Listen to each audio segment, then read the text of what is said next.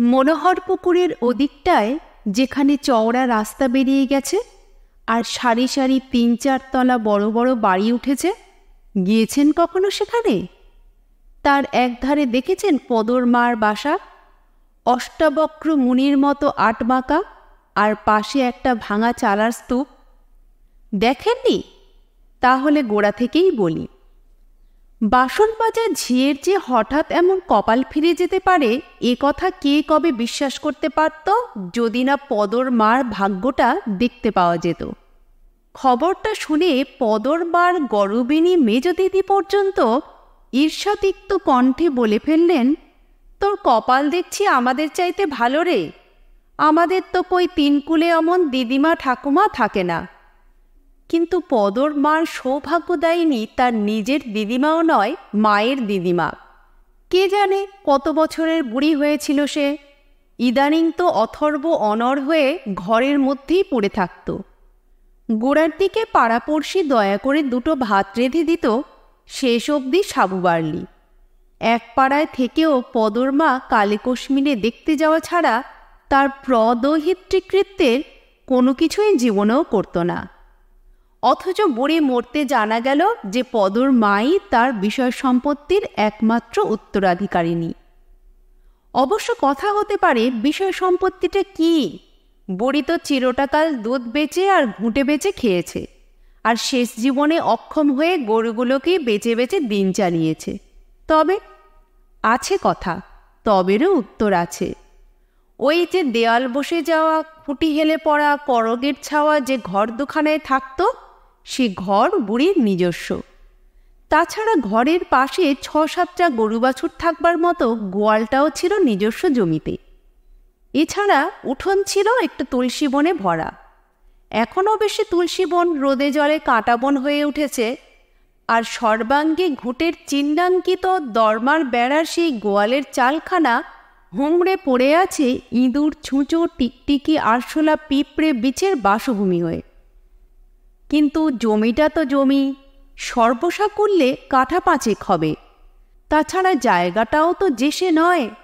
বুড়ির বাড়ির একেবারে কোল ঘেঁষে বেরিয়ে গেছে নতুন চওড়া রাস্তাটা, যে জমির দর এখন সোনার দর। যে রাস্তার উপর এবেলা ওবেলা লক্ষ্মীবন্তদের বিরাট বিরাট প্রাসাদ উঠছে। ভাড়া বাসা ছেড়ে প্রদিদিমার বাড়িতে উঠে এসেছে পদর মা এ পাড়ায়। পদর মা এদের বাড়িতেই কাজ করছে অনেক দিন, সেই বুড়ো গিন্নির আমল থেকে। এখনকার 3 গিন্নিকে তাই বৌদিদি বলে সে। এ সংসারের হালচালের অনেক বদলই দেখল সে। একখানি ঘর ভেঙে 3খানি হতেও দেখল, তবু টিকে আছে।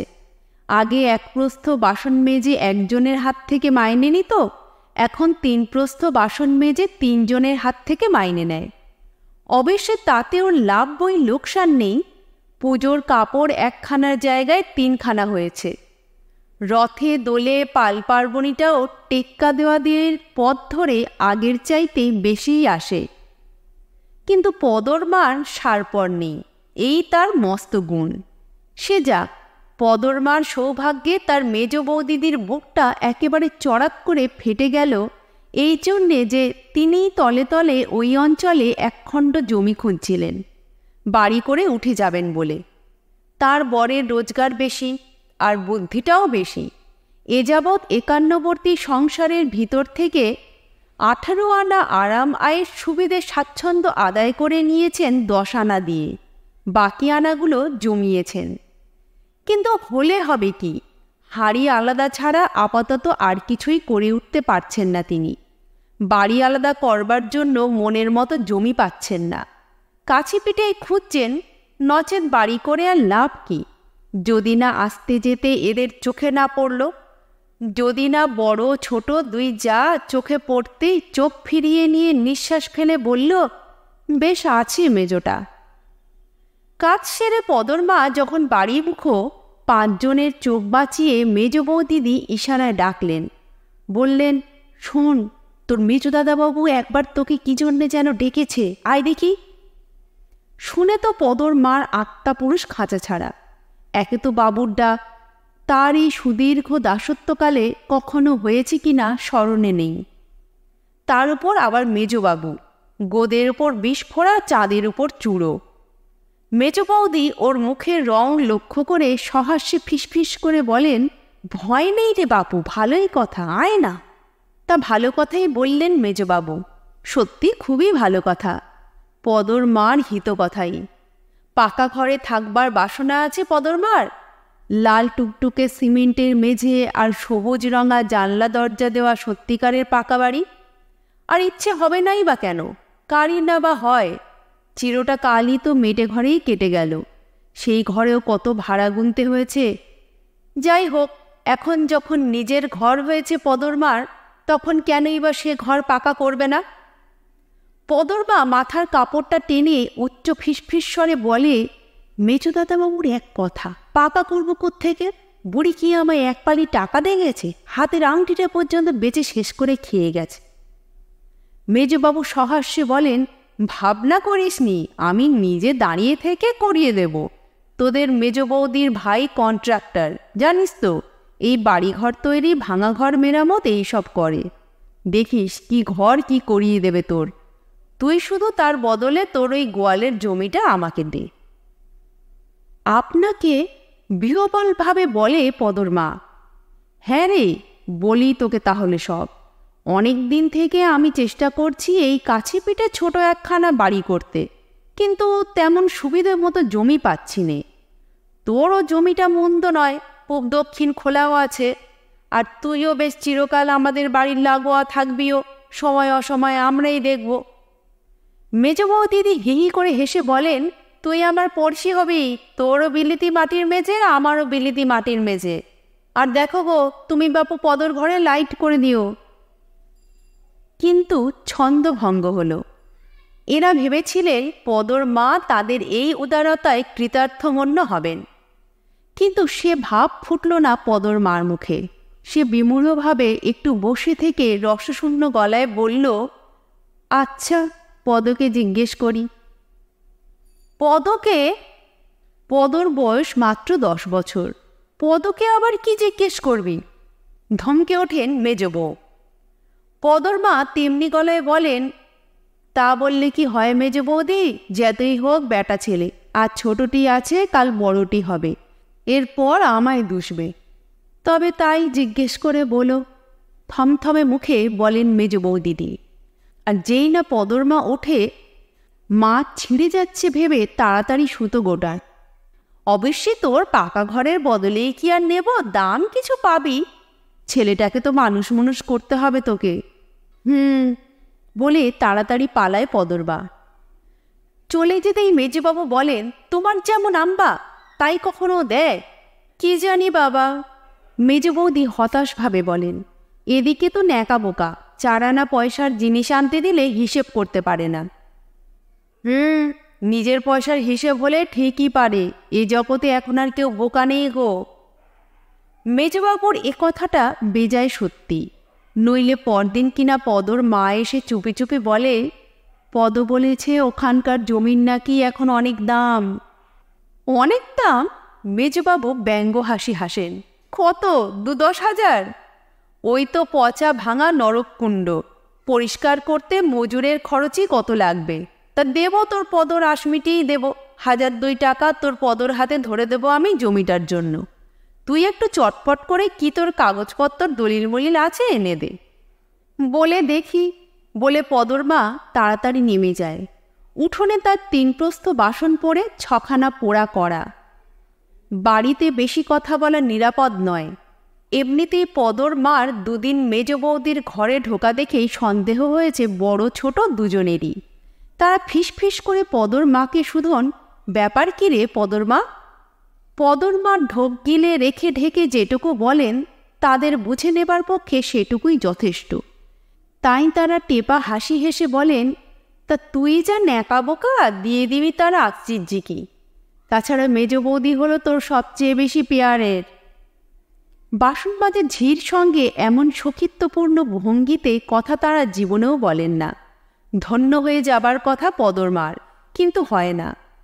আমার সবাই সমান বৌদিদি বলে বেজার মুখে কড়া ঘষতে থাকে।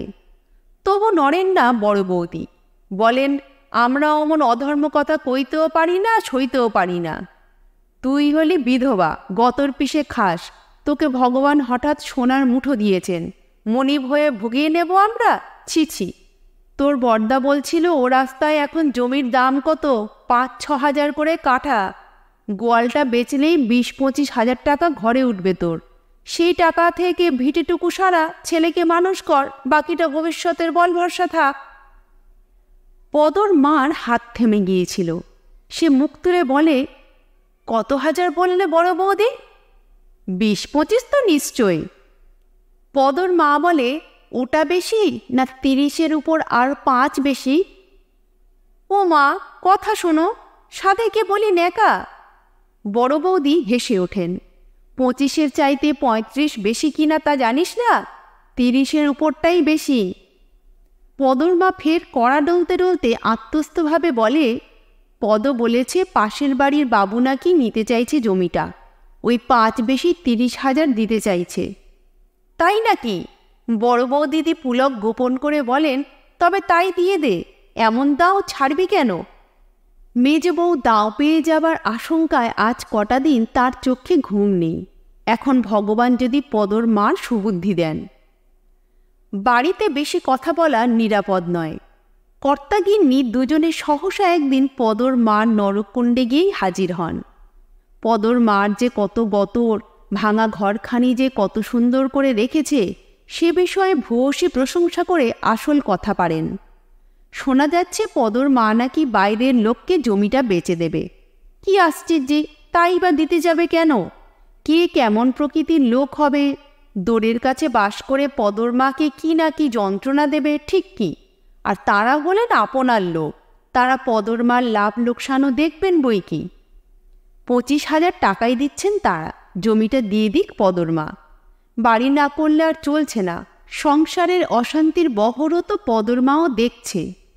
মেজ বৌদি একটু ভালো মানুষ বলে বড় ছোট এক কাট্টা হয়ে কি কষ্টই দেয়, আলাদা হয়ে উঠে এলে আর দুঃখ নেই। কিন্তু এত কথার পর পদর মা বলে, সামনের ওই নতুন বাড়ির কন্ট্রাক্টর বাবু বলেছে এ জমির দাম 40,000, 8,000 করে নাকি ওর কাটা না বিঘে। মেজবাবু আগুন মূর্তিতে বলেন, বটে, 80,000 বলেনি কেন? তোকে হাবা পেয়ে নাচাচ্ছে, বুঝলি পদর মা? এই তো সেদিন এদিকে জঙ্গল ছিল, পুকুর ছিল। পদর মা নীরব। মেজ বৌদি কাছে এসে নরম গলায় বলেন, একটা জিনিস ভুলে যাচ্ছিস তুই পদর মা, আমরা তোর চিরদিনের সহায় হব। চিরদিনের ন্যাকা হাবা পদর মা গম্ভীরভাবে বলে, মানুষ আর মানুষের সহায় কি হবে মেজ বৌদি, ভগবানই হলো আসল। মুখ লাল করে বেরিয়ে আসেন দুজনে। বাইরে এসে মেজ বউ বলেন, আর কেউ নয়, তলে তলে বড়গিন্নি কুমন্ত্রণা দিচ্ছেন। মেজকর্তা বলেন, কুমন্ত্রণা দেবার লোকের অভাব জগতে নেই, লোভ দেখিয়ে মজা দেখছে। তারপর উত্তরোত্তর দেশের অবস্থার পরিবর্তন হচ্ছে, উত্তরোত্তর দাম বেড়ে যাচ্ছে জমির। লোভ দেখিয়ে মজা দেখা নয়, সত্যি সত্যি দামি মোটরে চড়ে এসে 12,000 হিসেবে কাঠা ধরে 60,000 টাকা নিয়ে সাজছে লোকে পদর মাকে। কিন্তু বছরে 10 বছরের পদ লায়েক হয়ে 15 বছরেরটি হয়েছে। সে বলছে, খবরদার দিস নে মা, গ্যাট হয়ে বসে থাক, আরও 2-4টে বছর পরে ওই জমির দাম লাখ টাকা হবে। লাখ টাকা কত সেই হিসেব সঠিক জানা না থাকলেও লাখ টাকা শব্দটা চিরদিনের জানা। রূপকথার রাজকন্যা পক্ষীরাজ ঘোড়ার মতোই ওটাও একটা অলৌকিক শব্দ। তাই গ্যাট হয়েই বসে থাকে পদর মা। না, বসে থাকে বললে ভুল হবে। বাজারপত্তর মাগ্গিগণ্ডা বলে আরও একটা বাড়ি বাসন মাজার কাজ নিয়েছে। কাজ নিয়ে অবধি মেজাজটা হয়েছে তিরিক্ষি, আর দ্রুত বুড়িয়ে যাচ্ছে। এ বাড়ি 6খানা আর ও বাড়ির 2খানা, দিনে 8খানা করে পোড়া করা। তাছাড়া 4টাই বাসন। এবারের বর্ষায় বাতে ধরেছে, তাছাড়া খেয়ে কিছু হজম হয় না। ওদিকে ঘরেও তো সুখ নেই, অষ্টাবক্র মুনির মতো বেঁকে গেছে ঘরখানা। চাল দিয়ে সারা বর্ষার জল ঝরছে, ছাইয়ে নেবে তার জো কোথা। জিনিস আর ঘরামি মজুর সকলেরই যে আগুন দর, বলে খেতে পড়তেই কুলোয় না।